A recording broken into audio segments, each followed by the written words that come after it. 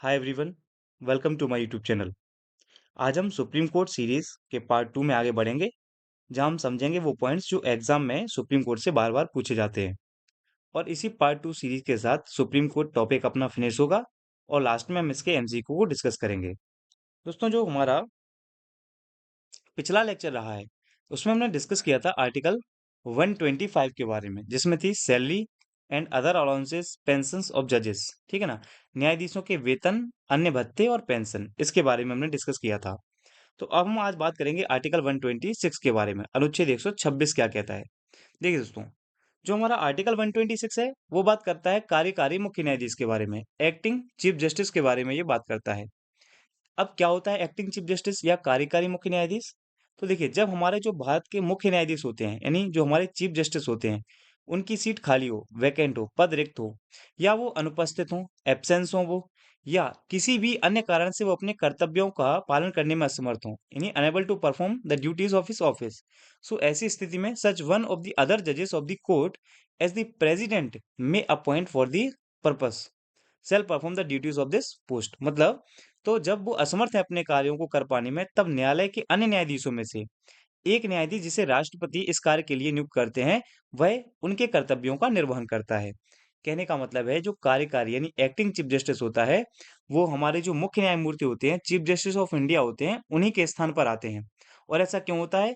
तो जब भी हमारे जो चीफ जस्टिस ऑफ इंडिया हैं, जो हमारे भारत के मुख्य न्यायमूर्ति हैं, उनका पद रिक्त हो या वो अपने कार्यों को किसी भी कारण से करने में असमर्थ हों, ऐसी स्थिति में हम अन्य न्यायाधीशों में से किसी एक को राष्ट्रपति के माध्यम से ये कार्य सौंप देते हैं। उसी को हम एक्टिंग चीफ जस्टिस या कार्यकारी मुख्य न्यायाधीश कहते हैं। ध्यान रखेंगे, इस संबंध में राष्ट्रपति को किसी के परामर्श की आवश्यकता नहीं है। ये नोटेबल पॉइंट है। The president does not require the advice of any one this regard. ठीक, तो यह आर्टिकल हमारा 126। आगे बढ़ते हैं। नेक्स्ट हमारा आर्टिकल है 127, जिसमें हम बात करने वाले हैं एड हॉक जजेस की, यानी तदर्थ न्यायाधीश। देखिए, 126 में हमने एक्टिंग जज की बात की है, कार्यकारी मुख्य न्यायाधीश की, और एड हॉक जजेस की बात है आर्टिकल 127 में। ये हमने जो प्रोविजन है वो कहाँ से लिया है? ये फ्रांस के संविधान से हमने एडॉप्ट किया है। तो देखिए, एडहॉक का अर्थ है for as long as it is needed. मतलब, जब जरूरत है तब तक के लिए, मीन्स जब तक जरूरत है तब तक के लिए हम इसको अपॉइंट कर रहे हैं। तो कैसे और क्यों और किन स्थितियों में हम एड हॉक जजेस को अपॉइंट करते हैं? तो देखिए, the chief justice of India may appoint a जज of a high court as an ad hoc जज इन the supreme court for a temporary period whenever the number of permanent judges is falling short of fulfilling the quorum। अब देखिए, जैसे parliament में quorum होता है, उसी प्रकार से सुप्रीम कोर्ट में भी कोरम होता है। कोरम का मतलब होता है कि एक दिन की जो बैठक होती है, या किसी कार्यवाही की जो बैठक होनी है, उसके लिए जो मिनिमम रिक्वायर्ड नंबर ऑफ जजेस होती है, उसको कोरम बोलते हैं। तो जब कभी कोरम पूरा ना हो, तो ऐसी स्थिति में क्या होगा? ऐसी स्थिति में जो हमारे चीफ जस्टिस ऑफ इंडिया हैं, जो भारत के मुख्य न्यायाधीश हैं, वो किसी उच्च न्यायालय से, नहीं हाई कोर्ट से, किसी न्यायाधीश को, यानी जो हाई कोर्ट के जज होंगे, उनको अस्थायी काल के लिए, टेम्परेरी टाइम पीरियड के लिए उच्चतम न्यायालय में, सुप्रीम कोर्ट में तदर्थ न्यायाधीश नियुक्त कर सकते हैं। ये कहा गया है किसमें? आर्टिकल 127 में। समझिए मैं क्या कहना चाह रहा हूँ। हम बात कर रहे हैं किसकी? एड हॉक जज की। ठीक, तो एड हॉक जजेस के बारे में ध्यान रखना है। इसकी अपॉइंटमेंट के लिए जो है, वो सिफारिश कौन करेगा, रिकमेंडेशन कौन करेगा? सीजेआई। कहाँ से लेगा वो? हाई कोर्ट से लेगा। कब? जब कोरम पूरा ना हो। याद रखना, में कोरम पूरा ना होने की स्थिति में हम एड हॉक जज को क्या करते हैं? अपॉइंट करते हैं। और ये किस आर्टिकल में है? 127 में। ध्यान रखना, एड हॉक जजेस का जो प्रोविजन है, वो ओनली सिर्फ सुप्रीम कोर्ट में है, ना कि हाई कोर्ट में। ठीक है, देखिएगा आगे। अब नेक्स्ट पॉइंट है, ऐसा वह संबंधित उच्च न्यायालय के मुख्य न्यायाधीश के परामर्श एवं राष्ट्रपति की पूर्ण मंजूरी के बाद ही कर सकता है। मतलब, जब वो इनको अपॉइंट करेगा एड हॉक जज को, तो उस संदर्भ में उसको दो बातें याद रखनी होंगी। पहला, कि जिस हाई कोर्ट से उसको अपॉइंट कर रहे हैं, उसके मुख्य न्यायाधीश से वो क्या करेगा? सलाह लेगा, कंसर्न लेगा। और राष्ट्रपति की इस पर क्या चाहिए? पूर्ण मंजूरी चाहिए, है ना? Full approval of the president. तभी वो क्या करेगा? तदर्थ न्यायाधीश को अपॉइंट करेगा। कौन? सीजेआई। और लास्ट पॉइंट हम याद रखेंगे, इस पद पर नियुक्त व्यक्ति के पास उच्चतम न्यायालय के न्यायाधीश की अर्हता होनी चाहिए। मतलब, क्वालिफिकेशंस होनी चाहिए, जो कि सुप्रीम कोर्ट जज बनने की योग्यता रखता हो। ऐसे ही व्यक्ति को हाई कोर्ट में से, जो हमारे चीफ जस्टिस ऑफ इंडिया है, वो एड हॉक जज अपॉइंट करेंगे। अब मैं एक बार आपको क्लियर कर देता हूँ कि एक्चुअल में ये पूरा आर्टिकल कहता क्या है। तो देखिए, हम देख रहे हैं एडहॉक जज। एडहॉक जज का मतलब है सबसे पहले ये इसकी हमें आवश्यकता कब पड़ेगी, जब कोरम पूरा ना हो। ठीक है? कोरम पूरा ना हो, पहला की पॉइंट होगा। दूसरा हमारा की पॉइंट होगा कि इसकी जो नियुक्ति है वो करेगा कौन, यानी अपॉइंटमेंट कौन करेगा इनकी। तो ध्यान रखना, अपॉइंटमेंट करेगा CJI, chief justice of India. लेकिन चीफ जस्टिस ऑफ इंडिया ऐसा करने से पहले दो लोगों से परामर्श लेगा। पहला, संबंधित हाई कोर्ट के चीफ जस्टिस से, और हमारे देश के जो प्रेसिडेंट हैं, राष्ट्रपति हैं, इनका पूर्ण या पूर्ण क्या चाहिए, इनकी अनुमति चाहिए। इस आधार पर और फिर पूछा जाएगा कहाँ से नियुक्त करेंगे, तो आप बताएंगे एनी हाई कोर्ट, किसी भी न्यायालय से, उच्च न्यायालय से। यहाँ पे हम याद रखेंगे किसी भी उच्च न्यायालय से अपॉइंट करते हैं, एनी हाई कोर्ट। और ध्यान रखेंगे उसी व्यक्ति को अपॉइंट किया जाएगा, किस व्यक्ति को अपॉइंट किया जाएगा, जो सुप्रीम कोर्ट का जज बनने की योग्यता रखता हो। तो ये की पॉइंट है तदर्थ न्यायाधीश में, एडहॉक जजेस में, हमें ये सारे पॉइंट याद रखने होंगे। क्लियर है? तो 127 में हमने डिस्कस किया एडहॉक जजेस के बारे में। अब जो हमारा अगला आर्टिकल है 128, 128 में हम देखते हैं क्या है। जस्ट सेकेंड, चलिए अगला हमारा आर्टिकल है 128। देखिए 128 बात करता है सेवानिवृत्त न्यायाधीश की, रिटायर्ड जजेस की। अब देखो क्या हुआ है, हमने 126 देखा। 126 में कौन है, एक्टिंग यानी कि कार्यकारी मुख्य न्यायाधीश, ठीक है ना।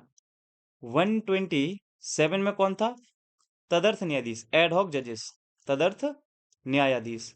और अब हम पढ़ रहे हैं 128। 128 में कौन है, रिटायर्ड जज, सेवानिवृत्त न्यायाधीश। ये आपको जो आर्टिकल्स हैं ये बिल्कुल क्लियर पता होना चाहिए कि 126 में क्या, 127 में क्या है ना, और 128 में क्या है। तो अब 128 में हम बात करते हैं रिटायर्ड जजेस की।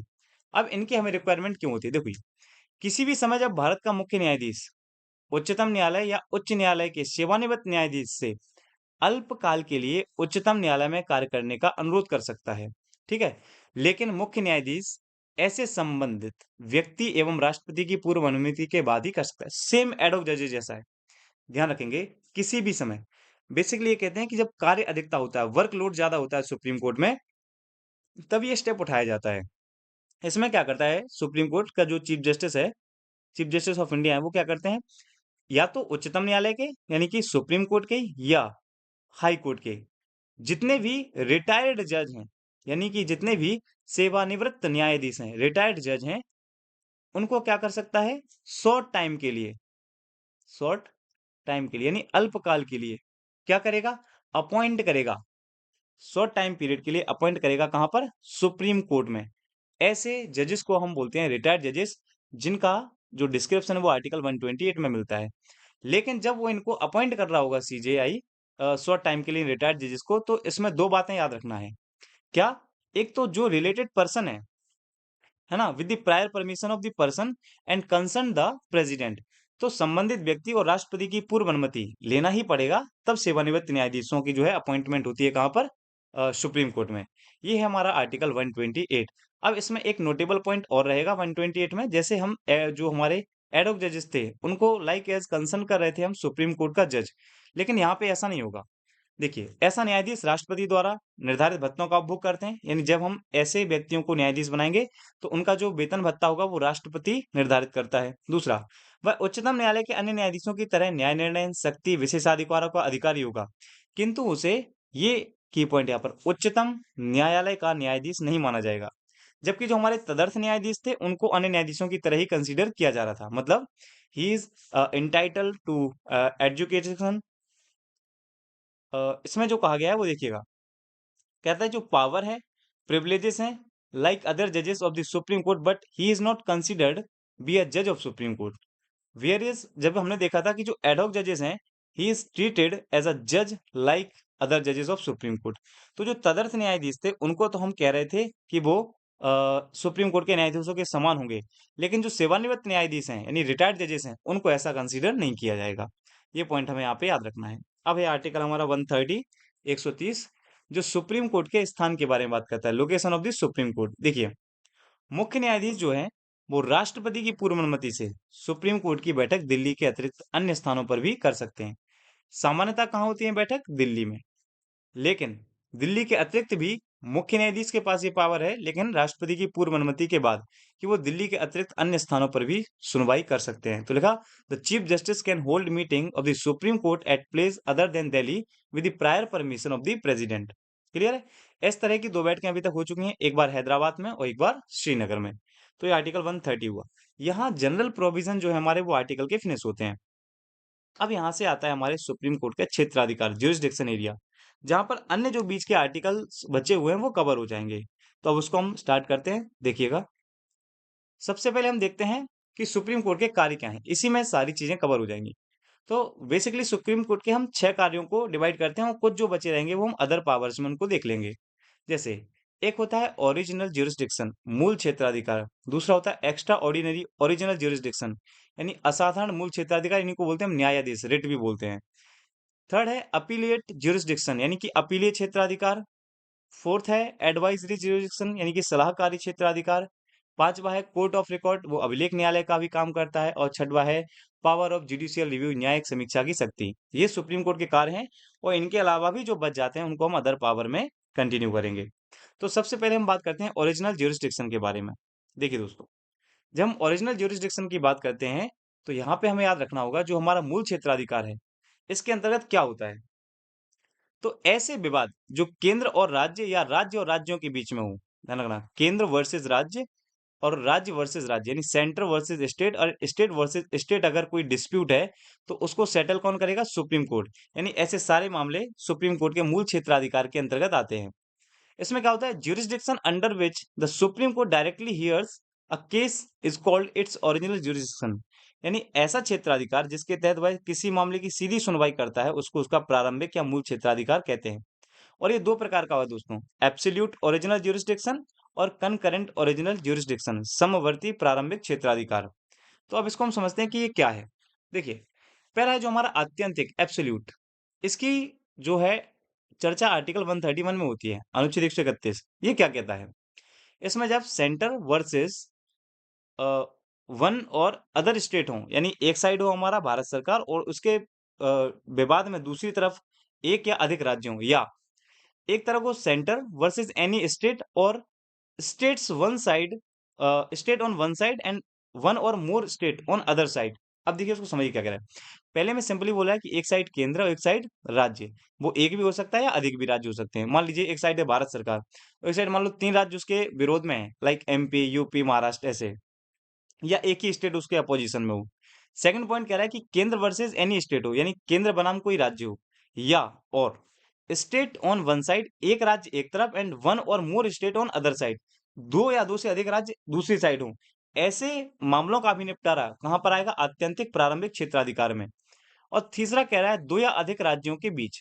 अब दो या अधिक राज्यों के बीच कोई डिस्प्यूट है, तो ध्यान रखना, इन सब की सुनवाई करने का अधिकार सिर्फ और सिर्फ किसको है? सुप्रीम कोर्ट को है ना? क्या कहा मैंने? आप तो लॉजिक लगाइए सिंपली, कि सेंटर वर्सेस स्टेट हो, या स्टेट वर्सेस स्टेट हो, या सेंटर वर्सेस वन और अदर स्टेट हो, तो इन सब के मामले में जो प्राथमिक सुनवाई का जो अधिकार है, वो सिर्फ और सिर्फ किसको है? सुप्रीम कोर्ट को। बट इसका एक्सेप्शन है, कि अब देखिए जो रिवर्स होती है उनकी वजह से डिस्प्यूट हो जाते हैं स्टेट्स में। तो मान लीजिए जैसे नर्मदा नदी है, तो वो गुजरात है ना, और आपके महाराष्ट्र से बह रही है, तो इस पर कोई बांध बन रहा है या कोई परियोजना चल रही है, तो इससे रिलेटेड विवाद होते हैं। तो उनको अब ये भी इंटर स्टेट डिस्प्यूट हो जाते हैं। तो इस स्थिति में इसका एक्सेप्शन रखा गया है आर्टिकल 262, यानी जितने भी अंतरराज्यीय जल विवाद हैं, इंटर स्टेट वाटर डिस्प्यूट हैं, उनको सेटल्ड करने के लिए ट्रिब्यूनल बनाए गए हैं, अधिकरण बनाए गए हैं। उनके जो मामला है वो नहीं जाएगा इसके अकॉर्डिंग, कि सुप्रीम कोर्ट में उसकी हियरिंग हो। क्लियर है ना? उसके लिए अलग से ट्रिब्यूनल बने हुए हैं। अब दूसरा है समवर्ती प्रारंभिक क्षेत्रकाल, यानी कंकरेंट ओरिजिनल ज्यूरिसडिक्शन। ये आर्टिकल 32 है, इसको हम ज्यादा नहीं देखेंगे, फंडामेंटल राइट में मैंने इसको कवर करा के रखा है। आप डिस्क्रिप्शन बॉक्स में जाके लिंक देखेंगे तो वहां पर मौलिक अधिकारों को आपके दोनों पार्ट मिल जाएंगे। वहां हमने रिटों को अच्छे से कवर किया है। फिलहाल हम नॉर्मली देख लेते हैं कि आर्टिकल 32 में है रिट जारी, जिसको हम न्यायाधीश क्षेत्राधिकारी भी बोलते हैं।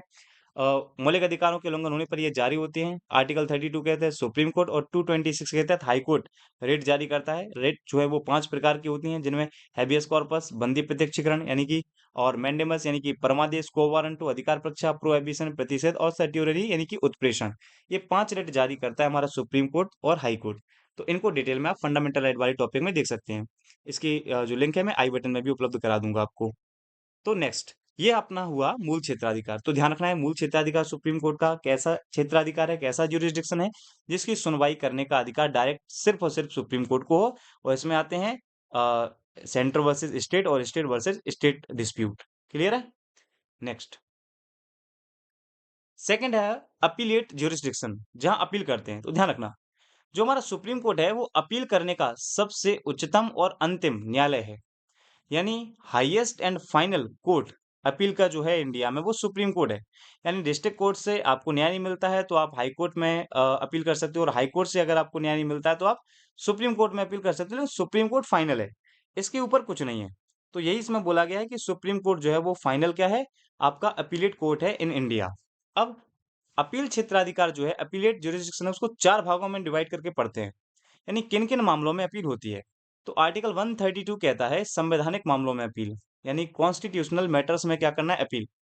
अब कैसे होगा, इसके लिए प्रोसेस क्या है कि जो हाई कोर्ट है, हाई कोर्ट के किसी भी फैसले के खिलाफ अपील की जा सकती है ना। Appeal can be made to the supreme Court in constitutional matter against any decision of the high Court. किसी भी हाई कोर्ट के किसी भी निर्णय के खिलाफ अगर संवैधानिक मामलों से वो रिलेटेड है तो उसकी अपील सुप्रीम कोर्ट में की जाती है। लेकिन but high court has give to certificate, लेकिन उच्च न्यायालय को यहाँ प्रमाण पत्र देना होगा क्या, कि this matter settled only by the supreme court, की जो ये मामला है इसका निपटारा सिर्फ सर्वोच्च न्यायालय कर सकता है। और दूसरा, इसमें संवैधानिक व्याख्या की जरूरत पड़ेगी, it will require constitutional interpretation. ये दो बातें अगर सर्टिफाई करके हाई कोर्ट दे देता है तो हम संवैधानिक मामलों में अपील कर सकते हैं 132 के तहत, कहां पर, सुप्रीम कोर्ट में। क्लियर है? नेक्स्ट देखते हैं। सेकंड हम कर सकते हैं सिविल मैटर्स में अपील, दीवानी मामलों में, जिसका जो उल्लेख है वो 133 में किया गया, 133 में। अब सिविल मैटर्स क्या होते हैं, देखिए, मैटर रिलेटिंग टू ऐसे सारे मामले जो मैरिज यानी कि शादी, डाइवोर्स यानी कि तलाक, एंड एडॉप्टेशन गोद से रिलेटेड हों, वो सभी के सभी मामले दीवानी मामले कहलाते हैं। और can be appeal from High Court to Supreme Court, इनके लिए हम अपील कहाँ से कर सकते हैं, हाई कोर्ट से सुप्रीम कोर्ट। बट यहाँ पर भी 134 का जो ए है वो कहता है कि इसके लिए भी आपको सर्टिफिकेट देना पड़ेगा हाई कोर्ट के द्वारा, कि जो निर्णय है इस पर वो केवल सुप्रीम कोर्ट दे सकता है, और किसी तरह की इसमें व्याख्या की अगर मांग है तो वो सुप्रीम कोर्ट करे। तो जब दो बातों को सर्टिफाइड करके हाई कोर्ट कह देता है कि जाइए इसकी सुनवाई, तो फिर दीवानी मामलों में भी हम अपील कर सकते हैं, कहाँ पर, सुप्रीम कोर्ट में। तो पहला अपील हम संवैधानिक मामलों में भी कर सकते हैं और दीवानी मामलों में भी। अब बात आता है क्रिमिनल मामलों में अपील करना, और ये जो है वो डिस्क्रिप्शन दिया है 134 में, अनुच्छेद 134 में। देखिए, if the high court has, यदि हाई कोर्ट ने यह घोषित कर दिया हो क्या, overturn the order of acquittal of the accused person of the subordinate court and sentenced him to death. कह रहा है कि जो अधीनस्थ न्यायालय है, अधीनस्थ न्यायालय के आरोपी व्यक्ति के दोषमुक्त के आदेश को पलट दिया हो और उसे सजाए मौत दे दी हो। अब समझना क्या कह रहा है। यदि हाई कोर्ट ने क्या कर दिया हो कि मान लीजिए डिस्ट्रिक्ट कोर्ट से किसी व्यक्ति को माफी प्राप्त हो गई थी, यानी उसको दोष मुक्त कर दिया था, और ऐसे व्यक्ति को हाई कोर्ट सजाए मौत दे दे, तो ऐसी स्थिति में वह व्यक्ति सुप्रीम कोर्ट में आपराधिक मामलों के तहत अपील कर सकता है। कहने का मतलब है जो सबऑर्डिनेट यानी अधीनस्थ कोर्ट थे, उन्होंने तो उसको वाइज्जत बरी कर दिया था, लेकिन हाई कोर्ट ने उसको जो उसके दोष मुक्त का आदेश था उसको पलट दिया और उसे सजाए मौत दे दी, सेंटेंस हिम टू डेथ दे दिया। तो ऐसा व्यक्ति इस आपराधिक मामलों में आर्टिकल 134 का यूज करके अपील कर सकता है सुप्रीम कोर्ट में। दूसरा, having taken a case from a subordinate court and has convicted the accused person and has sentenced him to death। यदि हाई कोर्ट क्या करे, अधीनस्थ न्यायालय से मामला लेकर आरोपी व्यक्ति को दोष सिद्ध कर दे और उसे सजाए मौत दे दे, यानी उसका मामला तो चला था कि डिस्ट्रिक्ट कोर्ट में, लेकिन हाई कोर्ट ने उसको अपने पास बुला लिया और उस व्यक्ति को सजाए मौत दे दी, तो ऐसी स्थिति में भी वह क्या करेगा, अपील करेगा। और थर्ड, खुद हाई कोर्ट यह सर्टिफाई कर दे, certify such case under to be taken by supreme court, यानी हाई कोर्ट खुद ये प्रमाणित कर दे कि मामला अब सुप्रीम कोर्ट में जाने योग्य है, तो फिर वो आपराधिक मामला भी कहाँ चला जाएगा, सुप्रीम कोर्ट में। बेसिकली कहना ये चाह रहे हैं यहाँ पे कि आपराधिक मामलों में अपील तीन तरह से हो सकती है। पहला, यदि हाई कोर्ट सबऑर्डिनेट कोर्ट में अगर किसी व्यक्ति को दोष मुक्त कर दिया था, उसको सजाए मौत दे दे, तो वो चला जाएगा। दूसरा, अभी सबऑर्डिनेट कोर्ट में मामला पेंडिंग में है लेकिन वो अपने पास बुला के उस पर सजाए मौत दे दे, तो वो चला जाएगा। और थर्ड, वो खुद लिख के दे दे कि ये मामला सुप्रीम कोर्ट में जाने योग्य है, तो इस आधारों पर वो आपराधिक मामलों में अपील कर सकता है। तो ध्यान रखना, चार भागों में था अपील, पहला संवैधानिक मामले, दूसरे दीवानी मामले, और तीसरा आपराधिक। चौथा है जो लास्ट है हमारा, वो किस मामले में अपील की बात करता है, विशेष अनुमति से appeal, article 136 appeal by special permission. इसमें क्या होता है Supreme Court has power to hear the case of any aggrieved or dissatisfied person directly with the special permission, even if any court has give his decision in that matter। कह रहा है कि अगर कोई पीड़ित या असंतुष्ट व्यक्ति के मामले को विशेष अनुमति द्वारा सीधे अपने पास सुनवाई का मौका मिले, चाहे उस पर किसी न्यायालय ने निर्णय दे दिया हो। मान लीजिए किसी हाई कोर्ट में ए नाम के व्यक्ति पर मुकदमा चल रहा था और उस पर उसको हाई कोर्ट ने कोई अपना वर्डिक्ट दे दिया, कोई निर्णय दे दिया, ठीक? और वो इस निर्णय से असंतुष्ट है, वो पीड़ित है। तो इस ए व्यक्ति का जो मामला है, वो सुप्रीम कोर्ट अपने पास बुला लेगा विशेष अनुमति से। इसी को बोलते हैं कौन सा आर्टिकल ऑफ यूज करके 136। और 136 के तहत इसका मामला कहाँ पहुंच जाएगा? सुप्रीम कोर्ट में। भले ही इस पर हाई कोर्ट ने क्या दे दिया था? निर्णय दे दिया था, ठीक है?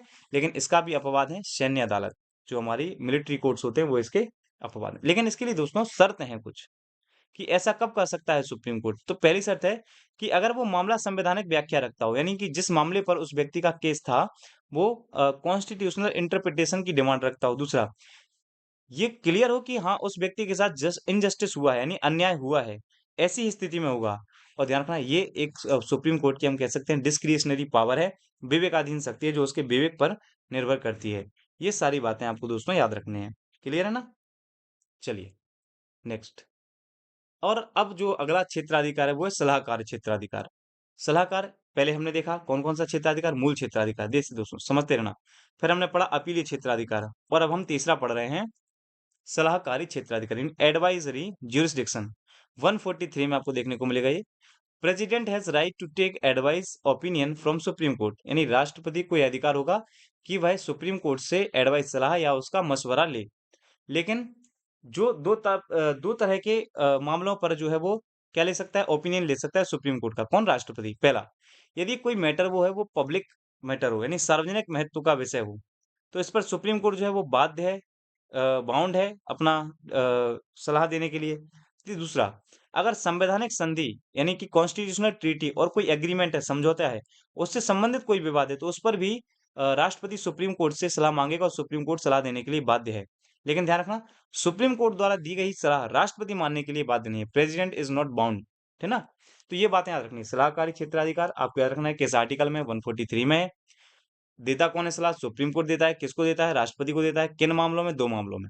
एक, कोई मामला अगर पब्लिक मैटर से रिलेटेड है, और दूसरा, अगर उस मामले में संवैधानिक समझूती और समझौते से संबंधित कोई विवाद हुआ है, तो राष्ट्रपति मानने के लिए बाध्य नहीं है, लेकिन सुप्रीम कोर्ट सलाह देने के लिए बाध्य है। ये 143 कहता है। नेक्स्ट है छठवां जो हमारा जुडिशियल एरिया है वो है अभिलेख, कोर्ट ऑफ रिकॉर्ड। याद रखेंगे आर्टिकल 129, 129 जो हमने वहां पे स्किप किया था, तो आर्टिकल 129 में है कोर्ट ऑफ रिकॉर्ड, अभिलेख न्यायालय। ध्यान रखेंगे, सुप्रीम कोर्ट के जो निर्णय होते हैं दोस्तों, वो सर्वकाल के लिए सुरक्षित रखे जाते हैं, यानी जो eternal record and evidence. Supreme court ने जिस जिस मुद्दे पर कोई डिसीजन दिया होगा उसको सुरक्षित रख लिया जाता है, ताकि भविष्य में कोई ऐसा मुद्दा आता है तो उस पर इसका उदाहरण देके उसको रिजोल्व किया जाए। दूसरा, इसी अभिलेख न्यायालय में आता है उसको अपनी अवमानना के लिए दंडित करने का अधिकार है, यानी power to punish her contempt of court, यानी न्यायालय की अवमानना होने पर उसे किसी भी व्यक्ति या संस्था को दंड देने का अधिकार होगा। ये अभिलेख न्यायालय जो आर्टिकल 129 में कहता है। अब मैंने कहा था कुछ चीजें अदर्स में आएंगी, जो चीजें यहां से बच जाएंगी वो कहाँ पहुंचेंगी? अदर्स में। चलिए, तो अब उनको हम कवर करते हैं। सबसे पहले, न्यायिक समीक्षा की शक्ति, पावर ऑफ जुडिशियल रिव्यू। देखिए, उच्चतम न्यायालय को न्यायिक समीक्षा की शक्ति है, ठीक है? जिसके तहत वो क्या करता है? केंद्र और राज्य दोनों स्तरों पर विधायी और कार्यकारी आदेशों की संवैधानिकता की जांच करता है। मतलब, चाहे वो केंद्र सरकार हो या राज्य सरकार, उनके विधानसभा द्वारा या उनके एग्जीक्यूटिव द्वारा कोई भी आदेश जारी किया जाता है तो उसकी संवैधानिकता की जांच करता है ना? तो power to judicial review is vested in the supreme Court under this the constitutionality of legislative and executive orders is checked at both the centre and state levels, चाहे वो केंद्र हो या राज्य। ध्यान रखना, इसमें कुछ गड़बड़ी पाए जाने पर इन्हें असंवैधानिक और अवैध घोषित भी किया जा सकता है, ठीक? If some irregularities are found on this या in this, they can be declared unconstitutional and illegal. और ध्यान रखना, तदुपरांत इन्हें सरकार द्वारा लागू नहीं किया सकता। अगर एक बार सुप्रीम कोर्ट ने उनको नल एंड वॉइड डिक्लेयर कर दिया, तो ध्यान रखना, they can not be implemented by the government, उसके बाद ये फिर से लागू नहीं हो सकते हैं। तो न्यायिक समीक्षा की शक्ति किस आर्टिकल में है? ध्यान रखना 137। ये हम देखेंगे आर्टिकल 137 क्या कहता है। स्वयं के फैसले की भी समीक्षा करने की शक्ति है उसके पास। The supreme court has the power to review its own decision under article 137, यानी अनुच्छेद 137 के तहत वह अपने द्वारा दिए गए फैसले को भी क्या कर सकता है? पुनः जाँच कर सकता है। और हम कह सकते हैं इस तरह उसने जो पूर्व के फैसले पर अड़ग रहने के लिए वो बाध्य नहीं है। यानी मान लीजिए उसने कल कोई डिसीजन दिया तो ज़रूरी नहीं है कि उसी पर वो अड़ग रहेगा, बदल देगा। सामुदायिक हितों व न्याय के हित में उसे वह इससे हटकर भी फैसले ले सकता है। मान लीजिए उसको लगता है कि उस समय जब वो डिसीजन दिया था, उस समय वो ठीक था, लेकिन वर्तमान में उसकी प्रासंगिकता नहीं है, तो उसको वो बदल सकता है, चेंज कर सकता है। और लास्ट है, उच्चतम न्यायालय स्वयं सुधार संस्था है ना, supreme court is self correcting body है। देखिए, स्वयं में सुधार करने वाली एकमात्र संस्था है ये। उदाहरण के लिए केशवानंद भारती मामला था जो 1973 में आया था, उसमें उच्चतम न्यायालय ने अपने पूर्व के फैसले यानी गोलकनाथ मामले को 1967 में जो था उससे हटकर फैसला दिया था। बिकॉज़ एक मामला उठा था, ये भी मैंने आपको फंडामेंटल राइट में डिटेल में समझाया, आप वो वीडियो जाके देखिएगा। जिसमें मैंने आपको बताया था कि गोलकनाथ केस में सुप्रीम कोर्ट ने ये कह दिया था कि नहीं, जो पार्लियामेंट है वो मौलिक अधिकारों में संशोधन नहीं कर सकती है। जिसकी वजह से आया था doctrine of perspective over ruling, यानी भविष्य लक्ष्य अध्यारोहण का सिद्धांत। बाद में फिर केशवानंद भारती मामले में सुप्रीम कोर्ट ने, क्योंकि पार्लियामेंट ने अमेंडमेंट किया था और कुछ चीजें उसमें जोड़ी, जैसे कि आर्टिकल 13 का सब क्लॉज 4 ऐड किया था सुप्रीम कोर्ट ने, और उसमें कहा गया था कि जो पार्लियामेंट है वो मौलिक अधिकारों में संशोधन कर सकती है। ठीक। और फिर केशवानंद भारती मामले में सुप्रीम कोर्ट ने जो गोलकनाथ में अपना निर्णय दिया था उसको चेंज करके कह दिया कि हाँ, जो हमारी पार्लियामेंट है वो अमेंड कर सकती है, बट बेसिक स्ट्रक्चर का ध्यान रखना होगा, मूल ढांचे को परिवर्तित नहीं कर सकती है। और साथ में कुछ चीजें और बोली थी कि विशेष बहुमत से ही होगा, ये सारी बातें। तो वो आप देख सकते हैं। तो ये न्यायिक समीक्षा की शक्ति हुई। आगे बढ़ते हैं। अब कुछ अन्य शक्तियां जैसे आर्टिकल 71, अनुच्छेद 71 पढ़ेंगे आप। तो इसमें राष्ट्रपति और उपराष्ट्रपति के निर्वाचन संबंधी कोई भी विवाद होगा उसका निपटारा सुप्रीम कोर्ट करेगा, ध्यान रखना। इलेक्शन कमीशन नहीं करेगा, सुप्रीम कोर्ट करेगा। इसके अलावा संघ लोक सेवा आयोग के अध्यक्ष और सदस्यों, उनके व्यवहार और आचरण की वो जांच करता है। It inquiries into the behaviour and conduct of the chairman and member of the Union Public Service Commission. ठीक है। इसके अलावा राष्ट्रपति द्वारा निर्मित किया गया है इसको, मतलब ये राष्ट्रपति कहता है। दूसरा, इन्हें दुर्व्यवहार का दोषी पाता है तो राष्ट्रपति से उसको हटाने की सिफारिश कर सकता है। मान लीजिए सुप्रीम कोर्ट ने जांच की इन लोगों पर, और अगर वो दुर्व्यवहार के दोषी पाए जाते हैं तो वो राष्ट्रपति को सिफारिश करता है, रिकमेंड करता है कि इनको हटा दिया जाए, और उच्चतम न्यायालय द्वारा दी गई सलाह राष्ट्रपति को मानने के लिए बाध्य है। जब वो चेयरमैन या मेंबर को हटाने का रिकमेंडेशन देगा तो ध्यान रखना, उसको राष्ट्रपति जो है वो मानने के लिए बाध्य है। आपको इतना याद रखना है। ये अन्य क्षेत्राधिकार में 2 पॉइंट देखें। नेक्स्ट, 139 ए क्या कहता है? कि जो सुप्रीम कोर्ट है वो अधीनस्थ न्यायालयों में से कोई केस मंगाकर उनकी सुनवाई कर सकता है, और 228 के अनुसार अधीनस्थ न्यायालय से उच्च न्यायालय में स्थानांतरित कर सकता है। देखिए, इन दोनों आर्टिकल्स को देखने क्वेश्चंस मिलेगा आपको आगे जाके। क्या कह रहा है 139 A? The supreme court can hear a case from subordinate courts और transfer it from the subordinate court to the high court according to article 228। 139 A क्या कह रहा है कि सुप्रीम कोर्ट जो है वो अधीनस्थ न्यायालय से कोई केस मंगवाकर उसकी सुनवाई कर सकता है, या अनुच्छेद 268 के तहत वो अधीनस्थ न्यायालय से उस केस को हाई कोर्ट में भी स्थानांतरित, मान लो किसी डिस्ट्रिक्ट कोर्ट में चल रहा है तो उसको हाई कोर्ट में ट्रांसफर कर देगा, या हाई कोर्ट में चल रहा है तो अपने पास ट्रांसफर करा लेगा। तो ये दोनों पावर 139 ए और 228 के तहत उसको प्राप्त है। इसके अलावा 141 क्या कहता है?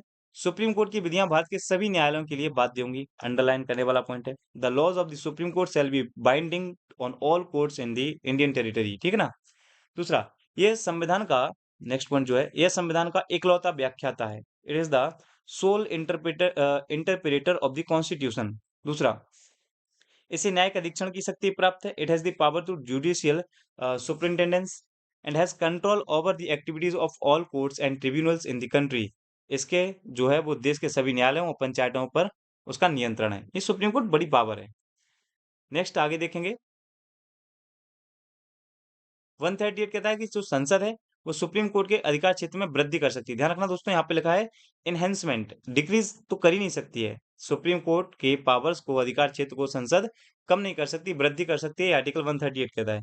140, संसद जो है वो उच्चतम न्यायालय को अनुपूरक शक्तियां प्रदान करता है, यानी conferring supplementary powers of the supreme Court by Parliament. और 142 क्या कहता है? To use the orders of the supreme Court in future as witness. Supreme Court के जो आदेश हैं वो गवाहों की तरह भविष्य में इस्तेमाल किए जाएंगे। ये बेसिक बेसिक से आर्टिकल्स हैं जो आपको याद रखने हैं, ठीक। नेक्स्ट आगे बढ़ते हैं। 144 क्या कहता है? वह भारत के राज्य क्षेत्र के सभी सिविल और न्यायिक प्राधिकारी उच्चतम न्यायालय की सहायता में कार्य करेंगे, ध्यान रखना। ये कहता है कि भारत के राज्य क्षेत्र के सभी सिविल और न्यायिक प्राधिकारी, जितने भी उसके सिविल और न्यायिक प्राधिकारी हैं, वो उच्चतम न्यायालय की सहायता में कार्य करेंगे। आर्टिकल 144 कहता है all civil and judicial authorities in the territory of India under article 144 shall acts in aid of the supreme Court. Next 145 कहता है कि संसद द्वारा बनाई गई किसी विधि के उपबंधों के अधीन रहते हुए उच्चतम न्यायालय समय समय पर राष्ट्रपति के अनुमोदन के लिए पद्धति प्रक्रिया विनियमन बना सकेगा। आप तो नॉर्मल याद रखो कि कुछ चीजें वो बोल रहा है कि संसद द्वारा बनाई गई किसी भी विधि के उपबंधों के अधीन रहते हुए उच्चतम न्यायालय समय समय पर राष्ट्रपति से अनुमोदन करेगा। जैसे उस न्यायालय में विधि व्यवसाय करने वाले व्यक्तियों के बारे में नियम, अपीलें सुनने के लिए, है ना, भागती, ये आप छोड़ भी सकते हो, आर्टिकल इतना इंपॉर्टेंट नहीं है। नेक्स्ट आगे बढ़ते हैं। देखो 146 इंपॉर्टेंट है, the appointment of the conditions of service of the officers and servants of the supreme court. जो उच्चतम न्यायालय है उनके अधिकारियों और सेवकों की नियुक्ति व सेवा शर्तों का निर्धारण करने का काम भारत के मुख्य न्यायमूर्ति द्वारा किया जाएगा, यानी चीफ जस्टिस ऑफ इंडिया ही कर देगा, ठीक है ना, determined by the CJI. And परंतु न्यायालय से बाहर किसी नियुक्ति के लिए पहले संघ लोक सेवा आयोग से परामर्श करना होगा। लेकिन provided that any out of court appointment the Union Public Service commission shall be first B consulted. जब वो मतलब जो उसका न्याय क्षेत्र है उससे बाहर के किसी व्यक्ति को अपॉइंट करता है तो फिर उसको यूपीएससी से परमिशन लेना होगा। इसके अलावा conditions relating to salaries, allowances, leave and pensions would require the approval of the President. मतलब उसके वेतन भत्ते, छुट्टी या पेंशन से संबंधित जितनी भी शर्तें उसके लिए राष्ट्रपति के अनुमोदन की अपेक्षा होगी। इसके अलावा उच्चतम न्यायालय के जो प्रशासनिक व्यय होते हैं, जिनके अंतर्गत उस न्यायालय के अधिकारियों और सेवकों को उनके संबंध में संदेह सभी वेतन, भत्ते, पेंशन है, वो भारत की संचित निधि पर भारित होंगे और उस न्यायालय द्वारा दी गई फीसें और धनराशियाँ इस निधि का भाग होंगी। मतलब अगर सुप्रीम कोर्ट है तो राज्य की भारत की संचित निधि होगी और हाई कोर्ट होगा तो राज्य की संचित निधि। यहाँ पे ये पॉइंट याद रखेंगे। Consolidated Fund of India and consolidated Fund of क्या कहते हैं इसको, स्टेट, ठीक है ना।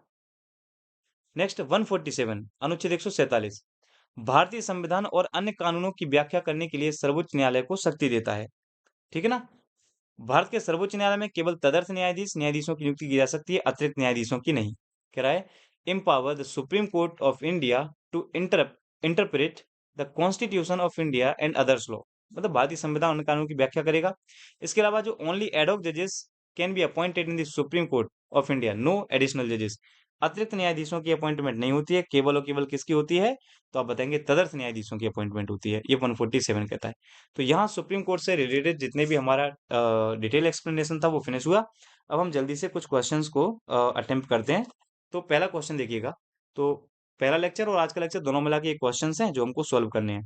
फर्स्ट क्वेश्चन कह रहा है कि उच्चतम न्यायालय का उद्घाटन, तो हमने देखा था ये कब हुआ था, तो राइट आंसर हो जाएगा 28 जन 1950, ठीक है ना।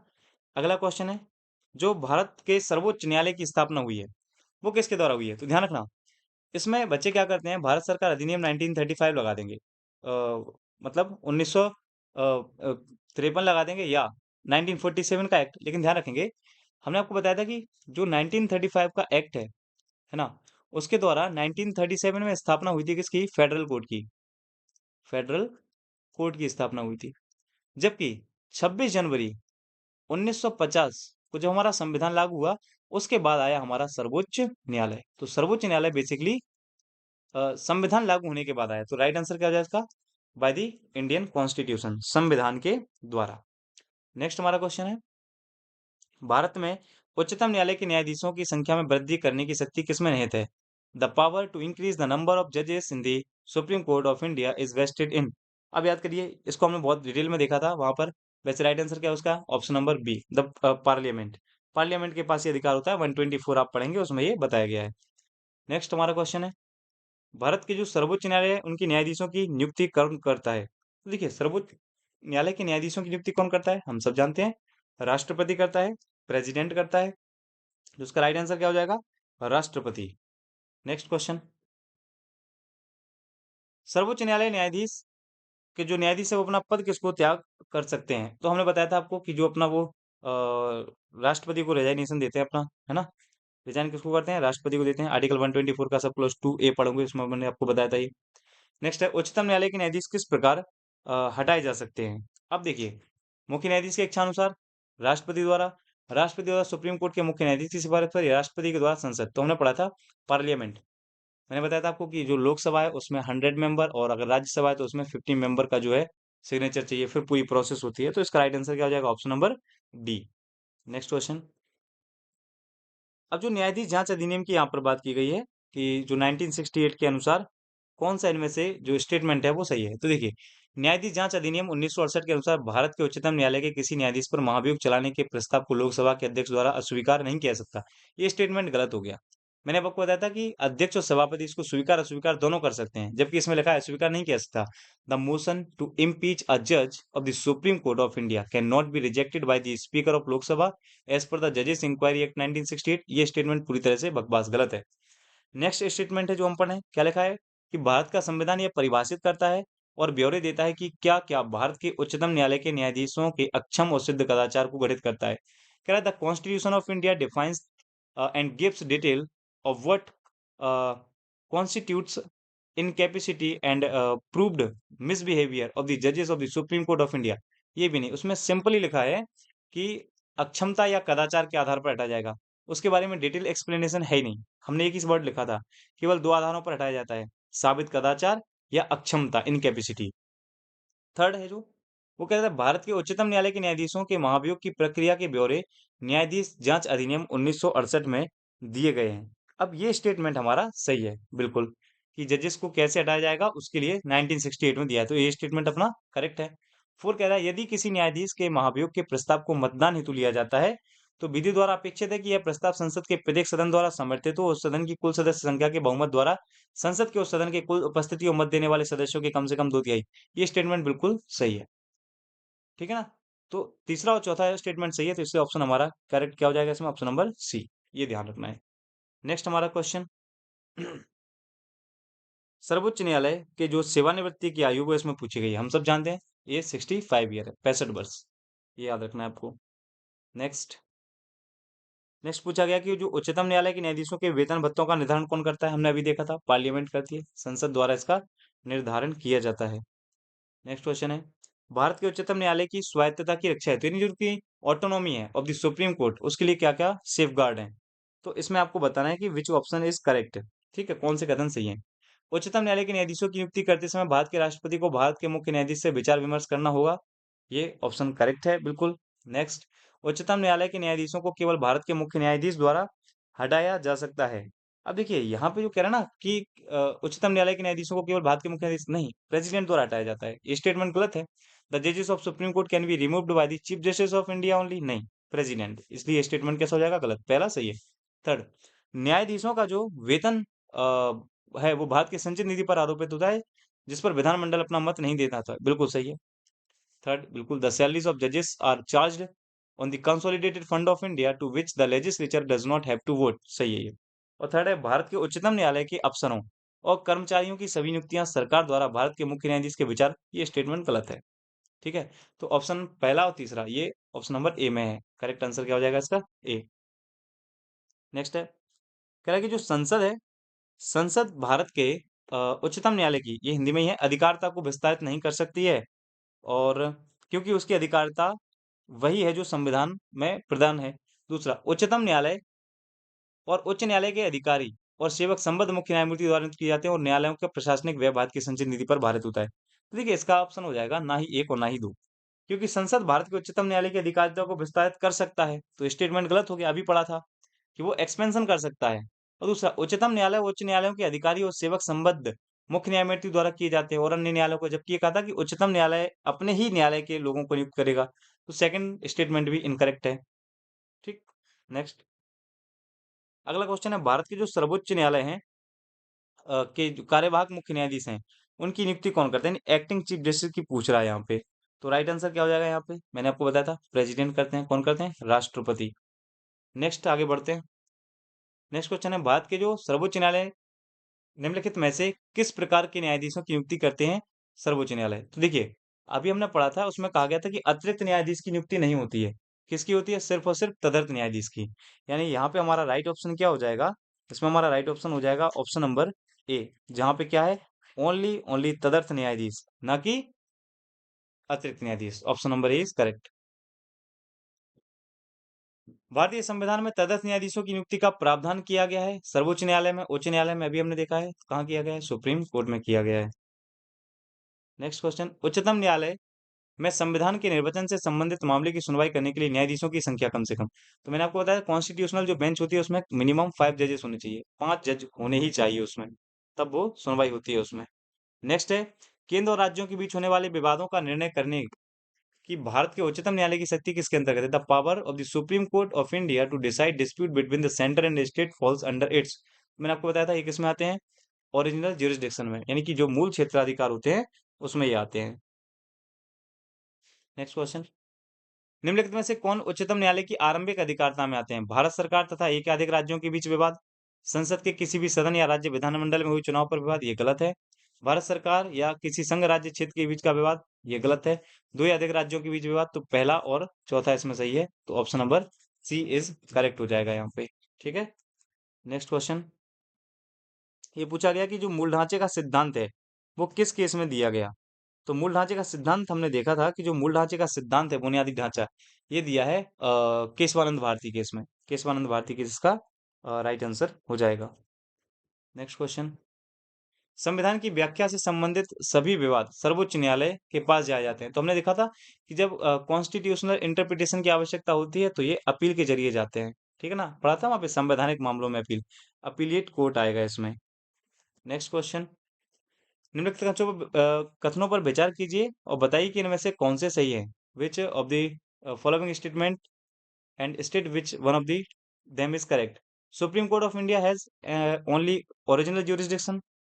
सर्वोच्च न्यायालय केवल मूल क्षेत्राधिकार रखता है, केवल अपीली क्षेत्राधिकार रखता है, केवल मूल परामर्श। तो ध्यान रखना इसका सही है D option, it has original appellate as well as advisory jurisdiction.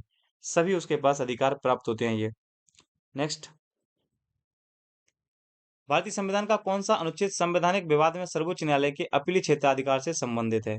तो हमने आपको बताया था कि 134 ए के साथ पढ़ना है 132 को ना, option number C is correct हो जाएगा इसमें। इसमें कहा गया है 134 ए और उसके साथ अगर हम पढ़ते हैं 132, तो ये हमारा ऑप्शन बिल्कुल करेक्ट हो जाता है। नेक्स्ट, अब इसमें पूछा गया कि भारतीय संविधान के किस अनुच्छेद में कहा गया है कि सर्वोच्च न्यायालय रिकॉर्ड की अदालत है? तो 129 कोर्ट ऑफ रिकॉर्ड की बात की गई थी, सीएचएसएल में पूछा गया क्वेश्चन। नेक्स्ट, सर्वोच्च न्यायालय के जो न्यायाधीशों की नियुक्ति भारत के संविधान के अनुच्छेद के तहत की जाती है? तो 124 का सब क्लॉज 2, इसके तहत हम क्या करते हैं? सर्वोच्च न्यायालय के न्यायाधीशों की नियुक्ति करते हैं। तो इस प्रकार से हमारा सुप्रीम कोर्ट फिनिश होता है विद कॉन्सेप्ट एंड एमसीक्यू। अगर आपको ये लेक्चर पसंद आया तो वीडियो को लाइक करें, कमेंट करें, ज़्यादा से ज़्यादा अपने दोस्तों के साथ इन वीडियो लेक्चर को शेयर करें। मिलते हैं नेक्स्ट वीडियो में, ध्यान रखिए, थैंक यू।